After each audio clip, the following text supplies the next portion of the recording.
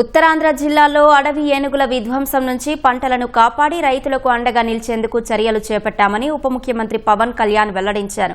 పార్వతీపురం మన్యం జిల్లా గుచ్చిమిలో ఏర్పాటు చేసిన కుంకి ఏనుగుల శిబిరాన్ని మంగళగిరి క్యాంపు కార్యాలయం నుంచి ఆయన వర్చువల్గా ప్రారంభించారు.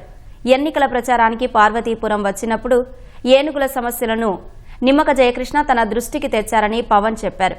అటవీ శాఖ బాధ్యతలు చేపట్టిన తర్వాత సమస్యపై దృష్టి పెట్టి కర్ణాటక ప్రభుత్వంతో మాట్లాడి కుంకి ఏనుగుల్ని ఏపీకి తెప్పించామని తెలిపారు. ఇప్పటికే పలమనేరు ప్రాంతంలో ఏనుగులను కట్టడి చేసినట్లు వెల్లడించారు.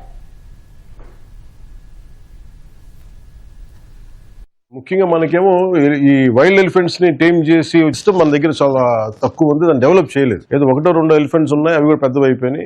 కుంకి ఎలిఫెంట్స్ తీసుకురావడం జరిగింది. ఈ రోజు మనం పార్వతీపురంలో చేస్తున్నామంటే దీనికి ముఖ్యంగా మనం కృతజ్ఞతలు చెప్పుకోవాల్సింది. We should be grateful to Karnataka state government and Karnataka leadership. కేంద్రం ఉత్తరాంధ్రలో హ్యూమన్ ఎలిఫెంట్ కాన్ఫ్లిక్ట్ మేనేజ్మెంట్ కు ఒక నూతన అధ్యాయం. పొలంనేరు ప్రాంతంలో జరిగిన పలు క్లిష్టమైన ఆపరేషన్లతోటి జయంత్, అభిమన్యు మన అటవీ సిబ్బంది అద్భుతమైన సమన్వయంతో పనిచేశారు. టెక్నాలజీని కూడా ఉపయోగించి మానవ ఏనుగు సంఘర్షణ కారణంగా సంభవించే మరణాలు దాదాపు 70% తగ్గించడంతో పాటు పంట నష్టాలను కూడా చాలా గణనీయంగా తగ్గించగలిగాం. ఇదే విజయాన్ని ఇప్పుడు పార్వతీపురం మన్యం జిల్లాలో కూడా సాధించాలన్నదే మా సంకల్పం.